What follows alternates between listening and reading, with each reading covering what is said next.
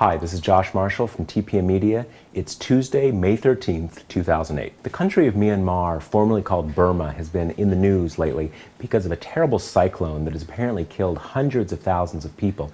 Now, you know, not long ago, the country was also in the news because of an uprising led by the country's monks, Buddhist monks. And this has focused attention on the fact that the country has been ruled by a military junta now for decades. The regime is considered to be one of the most repressive and worst violators of human rights in the world. Now, back last year when Al Gore won the Nobel Peace Prize, you may remember that John McCain seemingly a little ungenerously said that if it were up to him, he wouldn't have given the prize to Gore, he would have given it to the Buddhist monks currently being repressed in Myanmar. So Myanmar, or Burma, is a pretty big issue for John McCain. Sort of fits in with his larger agenda of pushing democracy around the world and support for human rights, but that hit a bit of a speed bump this weekend. Doug Goodyear is one of the many lobbyists working for McCain's campaign, and McCain tapped him to run the Republican National Convention this year in Minneapolis. Unfortunately, though, Goodyear also happens to be the CEO of something called the DCI Group, and we'll come back to that later. And as the head of the DCI Group, he was a lobbyist for, right, the government of Myanmar.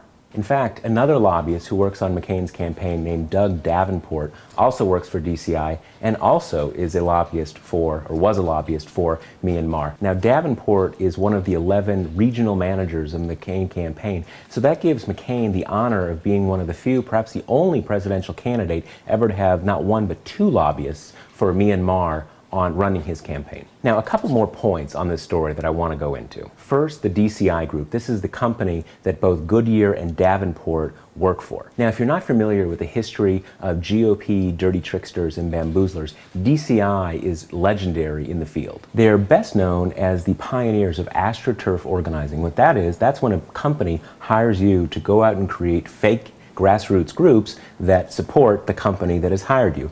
One of the big examples, one of the first really, where they developed a lot of these skills was in the work they did for the tobacco industry in the 80s and 90s. More recently, they've made a name in push polls and sleazy robocalls on behalf of the clients that pay them. Now, one more point, forget about DCI, now we're going to talk about Charlie Black, again, another one of the lobbyists who runs McCain's campaign.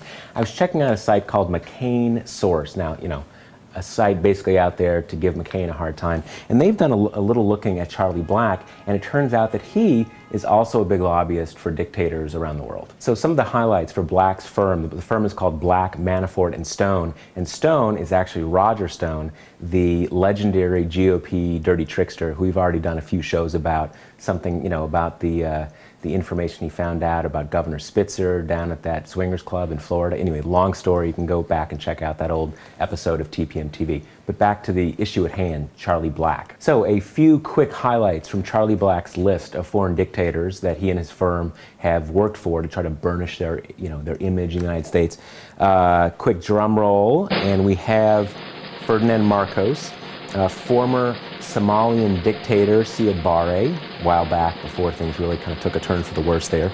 Earlier than that, Mobutu Sese Seko of Zaire, again, one of the, sort of in the Hall of Fame of corrupt dictators around the world. And finally, Jonas Savimbi, well-known psychopath who, you know, kind of created a lot of problems down in southern Africa in the previous few decades before he got killed. So the foreign lobbying gig, it's always a lot of entertaining stuff you come up with, and unfortunately it's a pretty bipartisan enterprise. So we're going to keep digging into this, and we'll bring you more soon.